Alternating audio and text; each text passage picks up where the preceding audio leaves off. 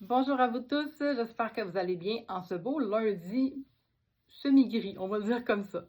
J'avais envie de venir vous voir aujourd'hui pour vous parler un petit peu de 3 sujets qui, pendant un certain temps, se sont mêlés un peu dans ma tête, puis qu'on a voulu éclaircir pour moi, bien gentiment, dans le monde de l'intangible. Vous savez, souvent que j'écris, je reçois des fois des guidances de différentes façons et j'avais envie de venir me déposer ici parce que souvent, quand je parle de ma pratique, je dis que je vois les gens autrement que comme une paire de jeans et un t-shirt, qu'on me parle beaucoup d'eux, de leur personnalité, mais j'ai compris récemment que ça allait un petit peu plus loin que ça, en fait, et que je devais peut-être nuancer certaines choses. Donc, on commence ce matin avec mission de vie. C'est rough un lundi matin, hein? Mais vous allez voir, c'est le fun. Mission de vie va avoir un lien avec mon âme. Mon âme étant la partie de moi qui me suit d'une vie à l'autre. Ouais, ça prend un petit peu d'ouverture sur la réincarnation, ce bout-là, mais l'idée étant que si je ne meurs pas complètement une fois que mon corps n'est plus vivant, il y a une partie de moi qui est l'âme qui va continuer à vivre et qui va se réincarner en autre chose. Et elle va continuer, cette âme-là, justement, à faire des missions de vie, un peu comme on le ferait dans un jeu vidéo, mais en ayant un bagage de ce qu'elle a vécu avant et de ce qu'elle a à faire pour terminer sa mission là, optimalement jusqu'à la fin. Ensuite, je vous amène dans quelque chose d'un peu moins connu, peut-être dans l'essence. L'essence étant ce que je suis profondément. Pas ce que je veux devenir, pas ce que j'ai à développer, ce que j'ai à incarner. Parce qu'évidemment, ici, mon corps, c'est mon incarnation. Je parlais de réincarnation, mais avant ça, ici, moi, je suis incarnée en être humain. Mon âme fait partie de moi, mais l'incarnation me permet d'avoir une essence, des caractéristiques uniques, justement, ou du moins des caractéristiques qui sont présentes chez moi d'une façon unique. Je vous explique un peu mieux. Essence étant ce que j'appelais la personnalité dans ce que je perçois chez les gens. Donc, je dis à la blague des fois, je suis un éléphant, j'ai une trompe, j'y peux rien. Tout ce que j'ai à faire, c'est d'apprendre à m'en servir.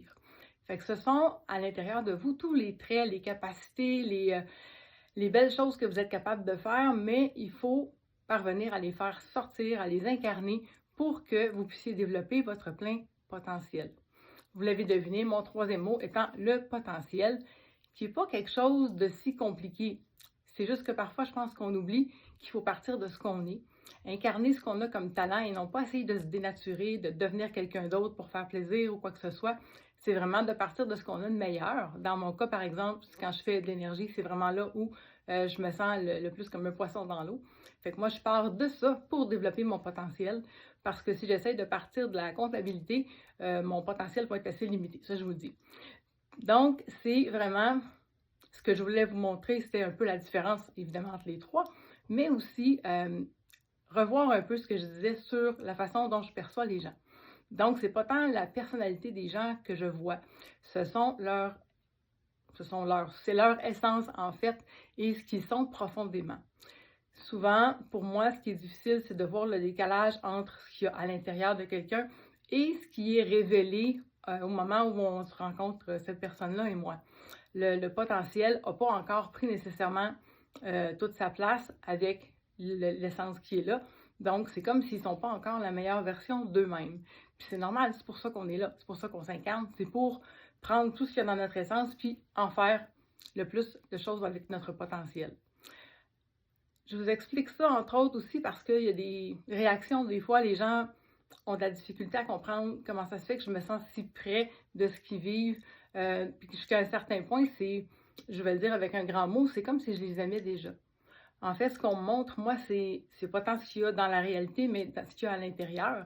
Un peu un petit bout d'âme, un petit bout d'essence pour que je comprenne de quoi la personne est capable, ce qu'elle est fondamentalement. Et ça fait une différence vraiment sur ce que certains peuvent percevoir parce que ce qu'on laisse voir des fois à cause des blessures, à cause des peurs, à cause des pensées limitantes, c'est un peu à côté de ce qu'il y a à l'intérieur. Ce qu'il y a à l'intérieur, pour moi, souvent, va être beaucoup plus beau et beaucoup plus grand que ce que la personne montre pour l'instant. Puis ça va faire un sens parce que si la personne était déjà à son plein potentiel, elle ne viendrait pas me voir.